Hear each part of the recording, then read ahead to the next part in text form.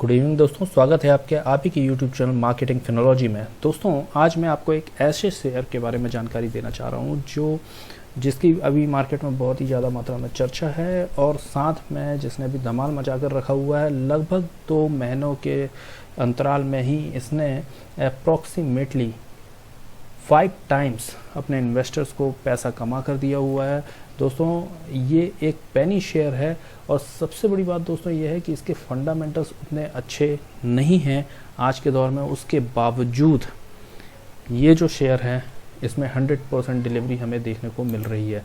दोस्तों ये शेयर है आलोक इंडस्ट्रीज़ का, जैसा कि आप स्क्रीन पर देख रहे हैं जी, आलोक इंडस्ट्रीज़ लिमिटेड। दोस्तों यदि आप देखेंगे इस शेयर के फंडामेंटल्स यदि हम चेक करें तो दोस्तों सबसे पहले मैं आपको ये बताना चाह रहा हूँ कि 52 वीक हाई प्राइस जो इसका था वो है 18.50 रुपये का, जो कि 1 जून 2020 को रहा। वहीं इसका जो 52 वीक लो प्राइस जो कि 3 रुपये 80 पैसे था दोस्तों, और ये जो प्राइस था ये था किस दिन आप देखेंगे तो ये प्राइस था 1 अप्रैल 2020 को। अब दोस्तों यदि हम देखें तो 1 अप्रैल से 1 जून के बीच में जो प्राइस के बीच में जो डिफरेंस है वो हमें लगभग 4 से 5 गुना देखने को मिलता है।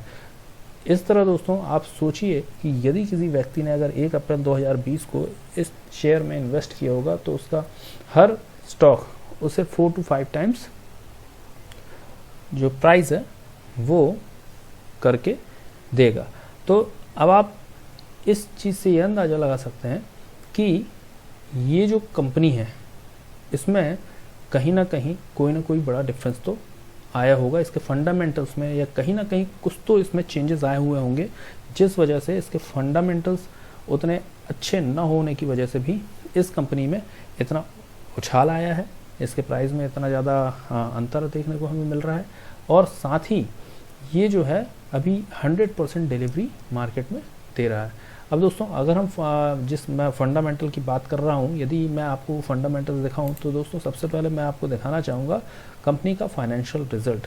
अगर आप कंपनी का फाइनेंशियल रिजल्ट देखेंगे तो माइनस 18,946 लाख रुपीज़ का इसमें प्रॉफिट बताया गया। लगभग चूँकि माइनस में है तो ये लॉस ही है। और इसकी अगर शेयर होल्डिंग पैटर्न देखेंगे हम तो शेयर होल्डिंग पैटर्न जो है वो प्रमोटर्स के पास जो शेयर होल्डिंग है वो 6.15 एज ऑन 28 फरवरी 2020 है। वहीं पब्लिक के पास इसकी शेयर होल्डिंग जो है वो 93.86% है। यदि हम बात करें कि क्या शेयर्स मतलब क्या कंपनी डेट में है, जी हाँ, जो शेयर्स हैं वो मतलब अगर आप देखें तो शेयर्स डेट फ्री नहीं है। 6.15 में 6.15% लगभग 99.99% जो शेयर्स हैं वो डेट फ्री नहीं है, मतलब उनमें कर्ज लिया गया है। और यदि आप देखें तो यहाँ पर जो है प्रमोटर्स होल्डिंग, यहाँ पर ये खुद अपने आप में एक माइनस पॉइंट है किसी भी कंपनी का। प्रमोटर्स होल्डिंग यदि 50% से लगभग कम रहती है तो वो अच्छा नहीं माना जाता है।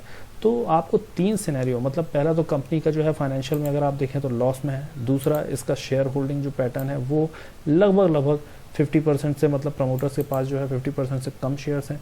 और तीसरा इसके जो शेयर्स हैं है ना, दोज आर इन डेट। तो ये जो है ये 3 पैरामीटर्स तो आपको यही देखने मिल गए। अच्छा, इसके अलावा यदि आप देखें दोस्तों तो ये जो कंपनी है ये एक स्मॉल कैप कंपनी है। 3,883 करोड़ रुपीज़ का इसका मार्केट कैपिटल है। बुक वैल्यू यदि आप देखेंगे तो ये देखिए ये भी आपको माइनस 67.29 रुपीज़ दिखा रही है, जबकि ROCE return on capital employed minus 6.20% हमें दिखाई दे रहा है। वहीं पर डिविडेंड 0% और सेल्स ग्रोथ आप देखें माइनस 36.23% है। चार्ट पैटर्न भी यदि हम देखेंगे दोस्तों, देखिए ये जो है एक समय ये जो शेयर है इस शेयर का प्राइस लगभग 94.29 रुपीज़ था। ये 4 जनवरी 2008 के डेट में ये जो है प्रॉफिट ये शेयर का प्राइस दिखा रहा है, और ये सीधा देखिए हमेशा ये डाउन ट्रेंड में ही दिखाई दे रहा है, नीचे ही गिरता जा रहा है, तो ये भी सपोर्टिव नहीं है। यदि हम बात करें दोस्तों कि ये कंपनी इतने ज़्यादा लॉस में क्यों थी, आप देखें इसका जो सेल्स पैटर्न है ना, वो YOY में आप इसको यानी गिरता हुआ ही पाएंगे। यहाँ पर आप इसका जो सेल्स पैटर्न है वो देखिए लगभग ऑलमोस्ट मतलब गिरता हुआ इसका सेल्स पैटर्न है। यहाँ पर अगर देखें दोस्तों, यहाँ पर हम बात करें अगर इसकी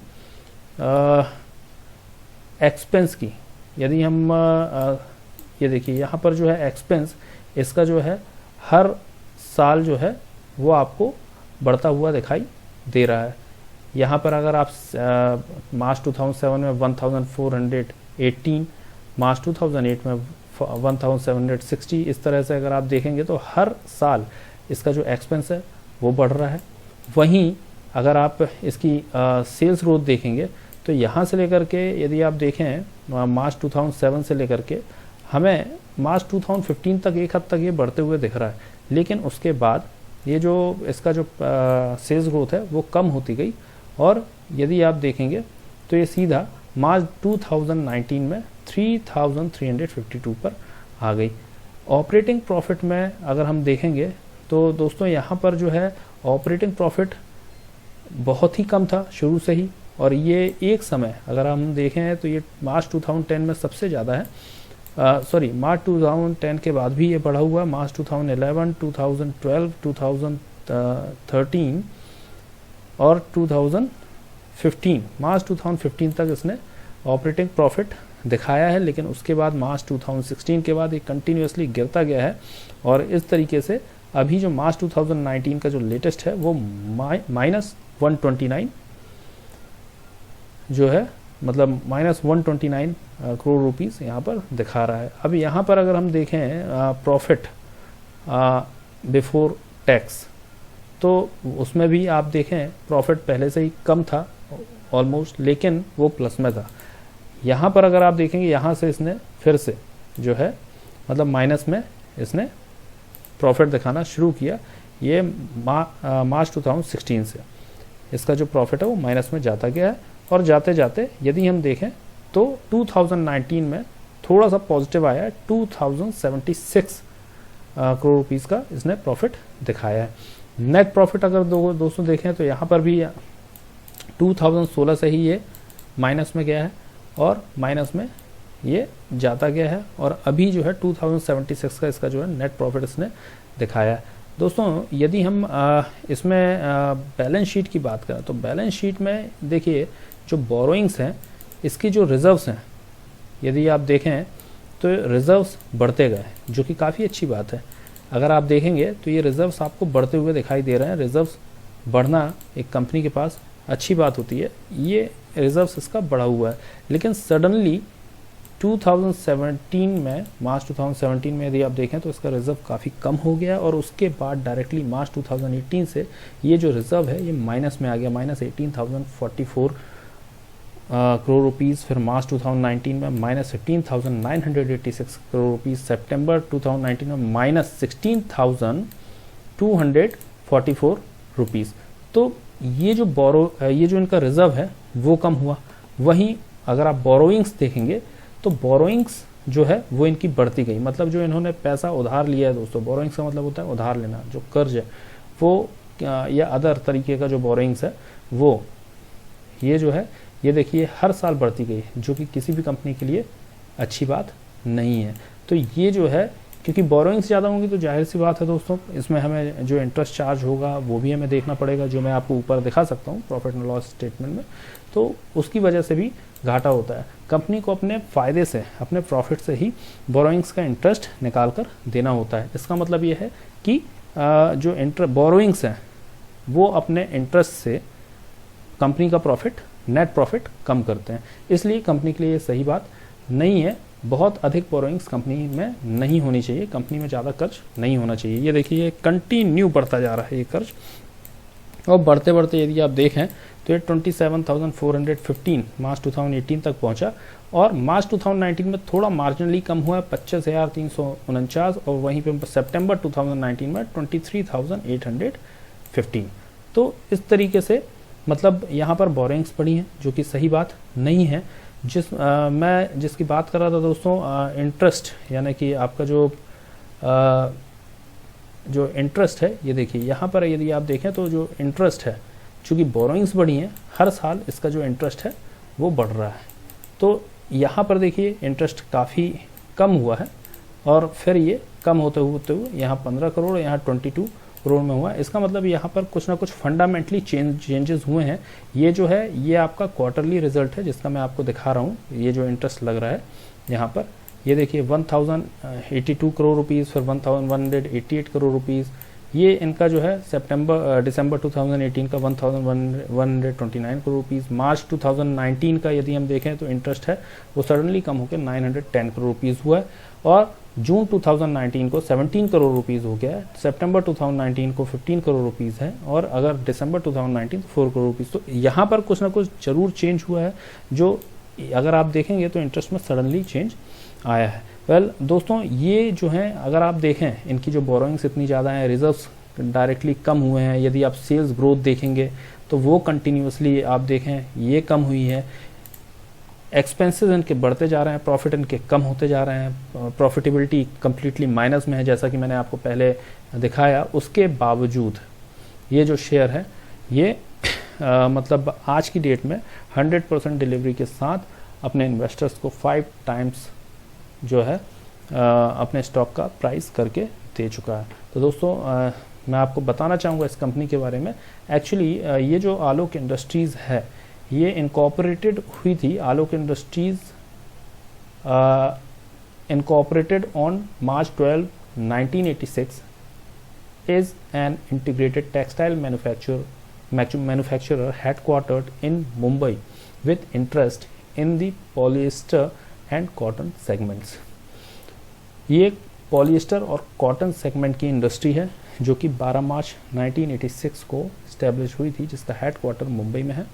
और ये अगर आप देखें तो जो कॉटन यान होता है, cotton yarn apparels, fabrics, bed linen, terry towels, embroidery garments and polyester yarn, इन सब में डील करती है। यदि आप देखें दोस्तों तो इसमें ये बताया गया है कि कंपनी के पास मतलब जो कंपनी के 2 representative offices for sales promotion in Sri Lanka and Bangladesh, मतलब बांग्लादेश और श्रीलंका में भी कंपनी के पास 2 रिप्रेजेंटेटिव ऑफिसेस हैं सेल्स प्रमोशन करने के लिए। लेकिन दोस्तों एक्चुअली क्या है, जैसा कि हम बैलेंस शीट देख रहे हैं, इन्होंने जो है इनकी जो बोरोइंग्स है कंटिन्यू बढ़ती गई हैं और बोरोइंग्स बढ़ने की वजह से एक समय ऐसा भी आया जब ये अपना जो इंटरेस्ट है, यानी जो अपने जो बोरिंग्स हैं उसका जो इंटरेस्ट है उसको भी पे कर पाने में असमर्थ थे, जिस वजह से इनका जो है मतलब जो बैंक्स हैं, यदि आप देखेंगे जो नीचे की जो लाइन है वहाँ पर ये आपको दिखा रही है कि SBI the lead bank had initiated insolvency proceeding against Alok Industries in June 2017। मतलब इस बैंक ने जब हाथ खड़े कर दिए कि भाई ये अपना इंटरेस्ट भी पे नहीं कर पाएंगे, तब SBI जो लीड बैंक है उन्होंने इंसॉल्वेंसी प्रोसीडिंग अगेंस्ट, यानी इंसॉल्वेंसी प्रोसीडिंग इनके खिलाफ कर दी जून 2017 में। तो ये जो है लगभग, यानी कि जैसा कि आप इसमें आगे भी देखें, it was among the 12 accounts with outstanding loans greater than rupees 5,000 crore that the Reserve Bank of India RBI asked banks to refer to NCLT process। मतलब RBI ने निर्देशित किया बैंक को कि वो NCLT जो प्रोसेस है वहाँ पर जाए। NCLT is a kind of court, जैसा कोर्ट होता है नॉर्मल दलीलों को और मतलब कि किसी भी प्रकार के विवादों को सुलझाने के लिए, वैसे ही ये जो बैंकरप्सी और इंसॉल्वेंसी प्रोसीडिंग्स के लिए जो कोर्ट है वो NCLT है, जैसे नेशनल कंपनी लॉ ट्रिब्यूनल भी कहा जाता है। तो दोस्तों वहाँ पर ये गए तो ऐसी स्थिति हो गई थी कि जहाँ पर ये जो कंपनी है अपना जो बोरोइंग्स हैं उसका इंटरेस्ट भी पे नहीं कर पा रही थी। अब ऐसा क्या हुआ दोस्तों कि ये जो मतलब शेयर है अचानक इतना ज़्यादा हाइक देने लगा। तो दोस्तों मैं आपको बताना चाह रहा हूँ, ये जो न्यूज़ है यदि आप देखेंगे तो ये जो न्यूज़ है ये देखिए, Reliance industries buys 37.7% stake in textile manufacturer Alok industries for ₹250 crore.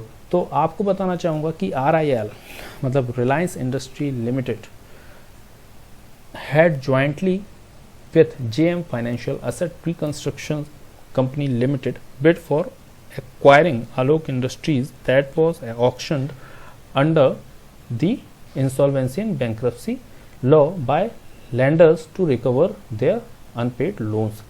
तो एक्चुअली क्या है कि जो रिलायंस इंडस्ट्री लिमिटेड है और JM फाइनेंशियल, इन्होंने कोलैबोरेटिव मतलब इन्होंने साथ मिलकर ये जो है आलोक इंडस्ट्रीज में अपनी हिस्सेदारी बढ़ाई। और यदि आप देखेंगे तो RIL will hold 37.7% equity shares capital of Alok industries.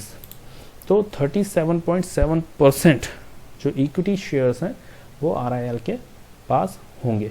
तो ऐसा इस न्यूज़ में बताया गया। तो इस वजह से इसमें अचानक इस शेयर में अचानक हाइक आई। जो शेयर 3 मतलब अगर आप देखेंगे इसका जो लो प्राइस था वो 3.80 से, मतलब अप्रैल में 3.80 से ये जो शेयर है अचानक ₹18.50 में आज हमें यहाँ देखने को मिल रहा है।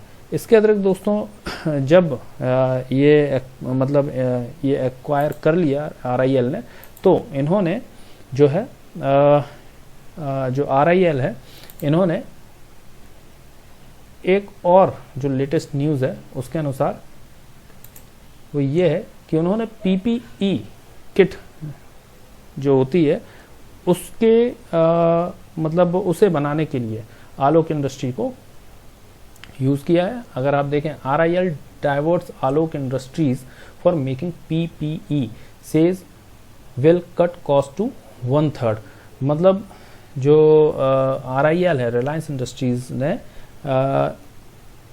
इंडस्ट्रीज ने जो है आलोक इंडस्ट्री को PPE किट बनाने के लिए डाइवर्ट कर दिया है। PPE किट दोस्तों जैसे आप सभी जानते हैं पर्सनल प्रोटेक्शन इक्विपमेंट्स जो कि कोरोना वायरस के अगेंस्ट यूज़ किए जा रहे हैं डॉक्टर्स के द्वारा, नर्सेस के द्वारा। तो उन किट्स को बनाने के लिए जो है ये मतलब RIL ने आलोक इंडस्ट्रीज़ को यूज़ किया। तो ये भी एक रीज़न है जिसकी वजह से जो इसके शेयर्स हैं उसमें हमें हाइक देखने को मिल रही है। अब दोस्तों जहाँ तक बात आती है इसके मतलब प्रोज एंड कॉन्स की, तो मैं आपको अगर इसकी स्ट्रेंथ बताऊं तो देखिए दोस्तों यहाँ पर जो है स्ट्रॉन्ग एनुअल EPS ग्रोथ बहुत ही अच्छी है। Strong cash generating ability from core business, improving cash flow from operations for last 2 years। जो कैश जनरेटिंग एबिलिटी है फ्रॉम कोर बिजनेस, जो इसका टेक्सटाइल बिजनेस है उससे वो और क्या कहते हैं जो कैश फ्लो है वो उससे इम्प्रूव हुआ है for last 2 years। Stock gained more than 20% in 1 month। जैसा मैंने आपको बताया पिछले 1 महीने में ही 20% जो है 20% से भी ज़्यादा की हाइक जो है लगभग 20% की हाइक जो है इसने गेन की है। Growth in quarterly net profit with increasing profit margin YOY। जैसा कि हमने अभी प्रीवियस बैलेंस शीट में देखा कि अभी जो रिसेंटली है इन्हें जो है क्वार्टरली नेट प्रॉफिट मिला है 50। अगर आप देखेंगे तो आज का जो है 52 वीक का हाई प्राइस इन्होंने इस स्टॉक ने टच किया है। Strong momentum price above short medium and long term moving averages. जो प्राइस है शेयर का वो जो है मतलब that is above short medium and long term moving average. Weakness की जब हम बात करते हैं तो वीकनेस में दोस्तों promoter holding decreased bye more than 2% QOQ quarter over quarter. जो है जो इसके प्रमोटर्स हैं वो प्रमोटर्स की होल्डिंग जो है शेयर होल्डिंग वो डिक्रीज हो रही है। जैसा मैंने आपको बताया कि 50% से ज़्यादा की होल्डिंग अच्छी होती है, बहुत ही कम शेयर होल्डिंग है वो भी डिक्रीज हो रही है। Decline in net profit with falling profit margin QOQ। Net profit जो है वो क्वार्टरली डिक्लाइन हुई है।